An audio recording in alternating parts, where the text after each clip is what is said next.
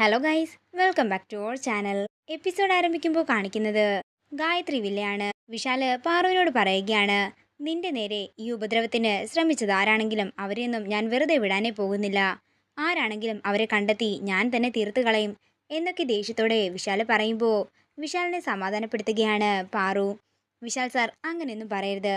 അവരാരാണെങ്കിലും ഉദയനുരമ്മ അവരെ പുറത്തു കൊണ്ടുവരും. അവർക്കുള്ള ശിക്ഷ ഉദയനൂരമ്മ കൊടുക്കുകയും ചെയ്യും. നമ്മളിപ്പോൾ പോലീസിൽ കംപ്ലൈൻറ്റ് കൊടുത്തിട്ടുണ്ടല്ലോ. വിശാൽ സാറ് ഇതിനെക്കുറിച്ചോർത്ത് ടെൻഷൻ അടിക്കുകയൊന്നും വേണ്ട. ഉദയനൂരമ്മയെ പ്രാർത്ഥിച്ചുകൊണ്ട് കിടക്കാൻ നോക്കാൻ പറഞ്ഞുകൊണ്ട് പാറു പുറത്തേക്ക് പോകുന്നു. നേരം പുലർച്ചെയാകുന്നു. പിന്നീട് കാണിക്കുന്നത് ജാസ്മിൻ്റെ കൂട്ടുകാരൻ ജാസ്മിൻ്റെ സോഷ്യൽ മീഡിയ പോസ്റ്റ് കണ്ടിട്ട് ജാസ്മിനെ വിളിക്കുന്നതാണ്. ജാസ്മിൻ, നീ പോസ്റ്റ് ചെയ്ത ഫോട്ടോ ഞാനിപ്പോഴാണ് കണ്ടത്. ആ ഫോട്ടോയ്ക്കകത്ത് ഒരു പ്രായമുള്ള മനുഷ്യനുണ്ടല്ലോ, അതാരാണെന്ന് രാഹുൽ ചോദിക്കുമ്പോൾ ജാസ്മിൻ പറയുകയാണ്, എടാ അത് ഇവിടെയുള്ളൊരു പ്രായമായ മനുഷ്യനാ, കണ്ണ് കാണില്ല, ആ പാർവതി കൊണ്ട് താമസിപ്പിച്ചതാ. എന്താടാ ജാസ്മിൻ, എനിക്ക് നിന്നെ ഉടനെ തന്നെ കാണണം. അയാളെപ്പറ്റി കുറച്ച് കാര്യങ്ങളെല്ലാം എനിക്ക് നിന്നോട് പറയാനുണ്ടെന്നും രാഹുൽ പറയുന്നു. പിന്നീട് കാണിക്കുന്നത് വിശാലിനെയാണ്. വിശാലിൻ്റെ ഫോണിലേക്ക് പോലീസ് ഇൻസ്പെക്ടർ വിളിക്കുകയാണ്.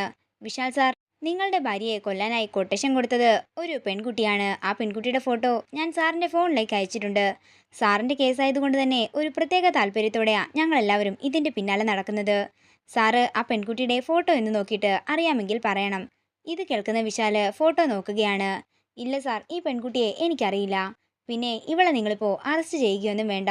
നിങ്ങളുടെ നിരീക്ഷണ വലയത്തിൽ വെച്ചാൽ മതി. ഇവളുടെ പിന്നിൽ ഇനിയും ആളുകൾ കാണുമെന്ന് എനിക്ക് ഉറപ്പാണെന്ന് വിശാൽ പറയുമ്പോൾ ഇൻസ്പെക്ടർ പറയുകയാണ്, അങ്ങനെ തന്നെയാണ് വിശാൽ സാർ ഞങ്ങളും ചെയ്യുന്നത്. സാറ് ഈ ഫോട്ടോ എന്ന് സാറിൻ്റെ ഭാര്യയെ കാണിച്ച് അറിയാമോ എന്ന് ചോദിക്കണം. ശരിയെന്ന് പറഞ്ഞുകൊണ്ട് വിശാല് കോള് കട്ട് ചെയ്യുകയാണ്. തുടർന്ന് ആ ഫോട്ടോയിലേക്ക് നോക്കിക്കൊണ്ട് വിശാൽ പറയുകയാണ്, ഇവള് ആരായിരിക്കും? ഇനി ഒരുപക്ഷെ ശേഖരമേനോൻ തന്നെ ആയിരിക്കുമോ ഇതിൻ്റെയും പിന്നിൽ? എൻ്റെ അമ്മയെ കൊന്ന അയാള് പ്രഭാവതി അമ്മയും കൊല്ലാൻ നോക്കി. ഇനിയൊരു പക്ഷെ അയാൾ പാർവതിയും കൂടി കൊല്ലാൻ നോക്കുകയാണോ? എന്താണെങ്കിലും ശേഖറിനെ വെറുതെ വിടാനേ പാടില്ല. അയാൾ എവിടെയാണെങ്കിലും ഞാൻ അയാളെ കണ്ടെത്തിയിരിക്കുമെന്നും വിശാൽ പറയുന്നു.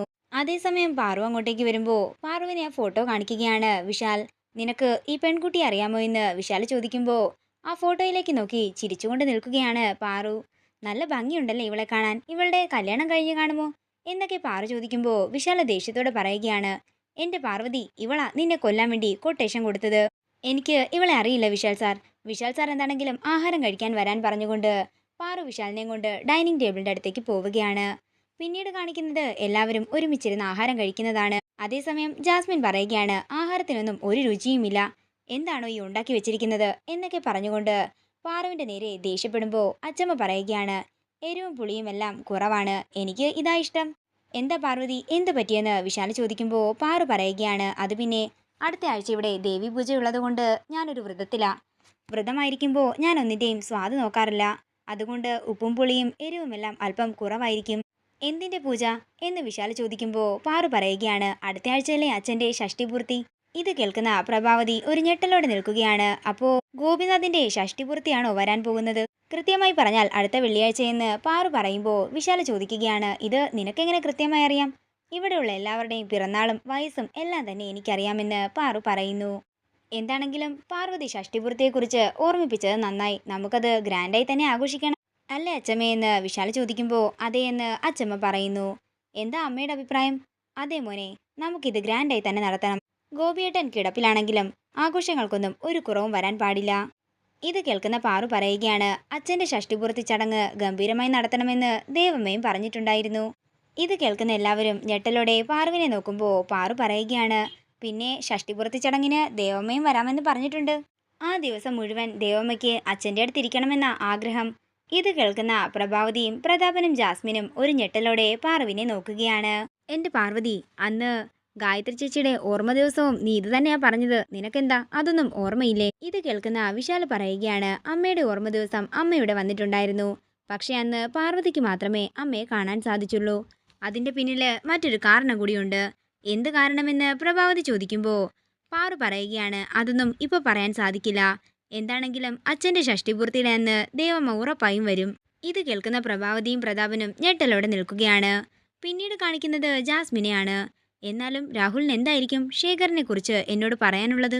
എന്നാലും ആ ശേഖരൻ ആരായിരിക്കും? എന്തെങ്കിലും ലക്ഷ്യങ്ങളോടെ ആയിരിക്കുമോ ആ പാർവതി ശേഖറിനെ ഇവിടെ കൊണ്ടുവന്നിരിക്കുന്നത്? എന്താണെങ്കിലും ആദ്യം രാഹുലിന് പറയാനുള്ളത് കേൾക്കാം, എന്നിട്ട് ആ ശേഖറിനെ കുറിച്ച് അന്വേഷിക്കുകയും വേണം. അതേസമയം അങ്ങോട്ടേക്ക് സുശീല വരികയാണ്. എന്താ ജാസ്മിൻ, നീയും പാർവതി പറഞ്ഞ കാര്യത്തെക്കുറിച്ചാണോ ആലോചിക്കുന്നത്? ഗായത്രി ചേച്ചി വരും പോലും അവൾ എന്തൊക്കെ മണ്ടത്തരമാ പറയുന്നത്? ഇത് കേൾക്കുന്ന ജാസ്മിൻ പറയുകയാണ്, ഇല്ല ആൻറ്റി, ഗായത്രി ദേവിയുടെ ആത്മാവ് ഇവിടെ വരാറുണ്ട്. അത് നിനക്കെങ്ങനെ അറിയാമെന്ന് സുശീല ചോദിക്കുമ്പോൾ അന്ന് നടന്ന കാര്യങ്ങളെല്ലാം സുശീലയോട് പറയുകയാണ് ജാസ്മിൻ. എന്നിട്ട് ആ വീഡിയോ എവിടെയെന്ന് സുശീല ചോദിക്കുമ്പോൾ ജാസ്മിൻ പറയുകയാണ്, നിർഭാഗ്യമെന്ന് പറഞ്ഞാൽ മതിയല്ലോ ആൻറ്റി, ആ ഫോണേ നശിച്ചു പോയി. എൻ്റെ ജാസ്മിൻ ഓരോരോ കെട്ടുകഥകളായി ഇറങ്ങാതെ, കഷ്ടം തന്നെ എന്ന് പറഞ്ഞുകൊണ്ട് സുശീല അവിടെ നിന്ന് പോകുമ്പോൾ എന്ത് ചെയ്യുമെന്നറിയാതെ ടെൻഷനോടെ നിൽക്കുകയാണ് ജാസ്മിൻ.